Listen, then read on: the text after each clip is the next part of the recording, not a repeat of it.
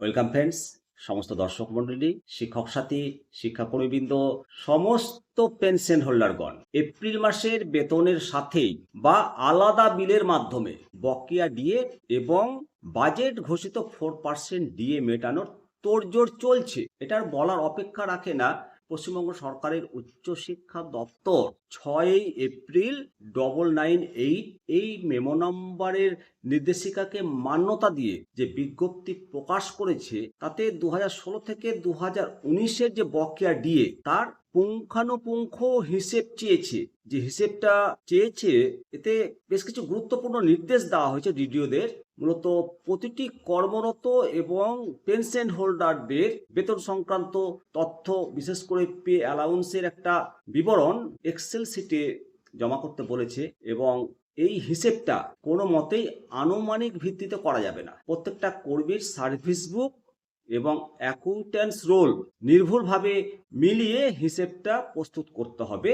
এবং বলা হয়েছে যে বকেয়া মহার্ঘ ভাতা এবং পেনশন হোল্ডারদের ক্ষেত্রে ডিআর এটা 2016 থেকে 2019 পর্যন্ত এটা স্পষ্টভাবে উল্লেখ রয়েছে বিজ্ঞপ্তিতে এবং এর ডেটা সংগ্রহের কাজ চলছে। এই বিজ্ঞপ্তির যেটা প্রভাব, মূল প্রভাব, যে বিশ্ববিদ্যালয়ের জন্য যে তথ্য সংগ্রহ কাজটা চলছে, এটা সুচারুভাবে সম্পন্ন হলেই খুব শীঘ্রই শিক্ষক এবং অশিক্ষক কর্মীদের বিদ্যালয় স্তরের জন্য এরকম অনুরূপ নির্দেশিকা প্রকাশ করা হবে এবং হাজার হাজার শিক্ষক শিক্ষিকাগণ উপকৃত হবেন।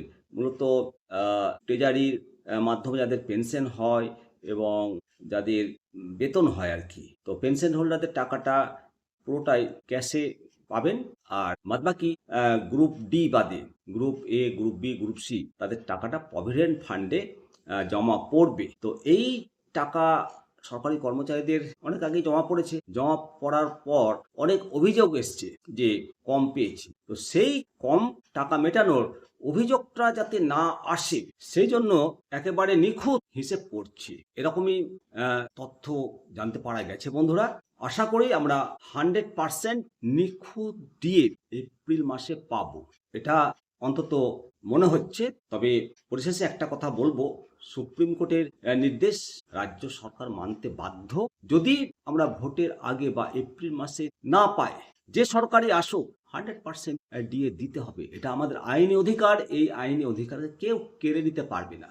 সব থেকে বড় মূলধন আমাদের unity is the best policy. সমস্ত শিক্ষক শিক্ষিকা, শিক্ষাকর্মী, সমস্ত স্তরের সরকারি কর্মচারী যদি আমরা এক থাকি, আমরা যে কোনো দাবি আদায় করতে পারব। ভালো থাকবেন। অবশ্যই আপনাদের মূল্যবান মতামত কমেন্ট সেকশনে করে যাবেন এবং শেয়ার করুন। জয় হিন্দ, বন্দে মাতারাম, ভারত মাতা কি জয়।